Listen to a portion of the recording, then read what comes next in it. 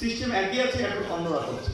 তাহলে আমরা তো সিস্টেম পরিবর্তনের জন্য আমরা আন্দোলন করেছি, আমরা রক্ত দিয়েছি, আমরা জীবন দিয়েছি। কাজে আমরা চাই যে এই সিস্টেমের পরিবর্তন হোক।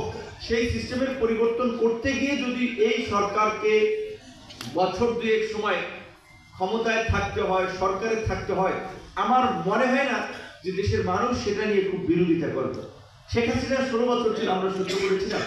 শেখ হাসিনার চেয়ে তো এই সরকার মানে খারাপ না। শেখ হাসিনার আমরা একটা মিছিল করতে পারি, একটা মিটিং করতে পারি, এইখানে অনেকবার প্রোগ্রামের জন্য আপনার আবেদন দিয়ে অডিটোরিয়ামটা পাইনি, পুলিশ ক্লিয়ারেন্স লাগবে, এই ক্লিয়ারেন্স লাগবে, সেই ক্লিয়ারেন্স লাগবে, আমরা করতে পারিনি।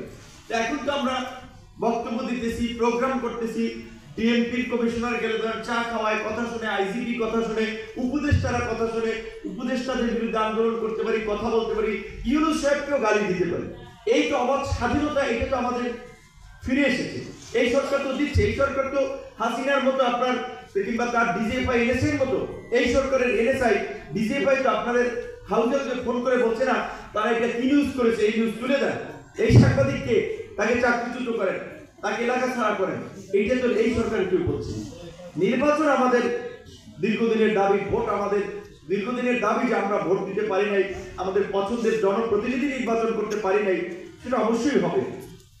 তার জন্য যদি আমাদের কিছুদিন অপেক্ষা করতে হয়, সেটা আমরা অপেক্ষা করতে পারবো না। শেখ হাসিনা যদি এই আপনার জুলাই আন্দোলনের পতন না হইতো, 5 বছর থাকতো।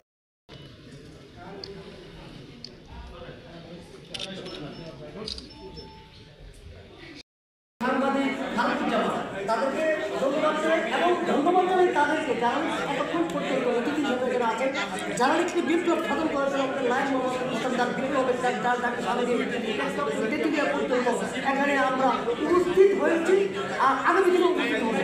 তবে একটা বিষয় মনে রাখতে হবে, বৈষম্যের বিরুদ্ধে আমাদের বিপ্লব করতে হবে। আরও বৈষম্য রয়েছে, তার বিরুদ্ধে আমাদের আন্দোলন করতে হবে। আমাদের ভারত বৈষম্যের বিরুদ্ধে আন্দোলন করতে গিয়ে সাংবাদিকতা থেকে গুলিবিদ্ধ হয়েছেন, তিনি আমার মামলা আসেন অবস্থিত ভারতীয় কাজে আপনাদের সেভাবে লিপ্ত হতে হবে।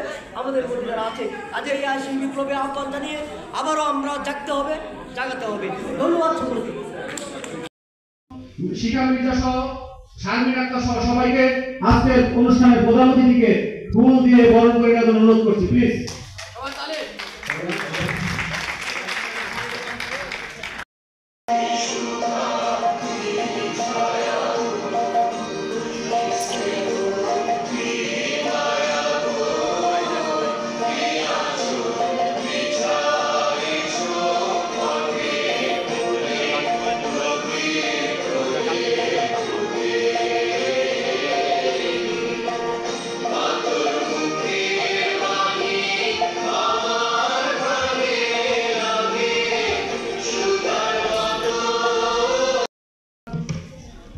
ভাইস চেয়ারম্যান প্রকাশক এবিএম লায়ন এবিএম সোবান হালাদার, সবাই একটু করতালি দিবেন।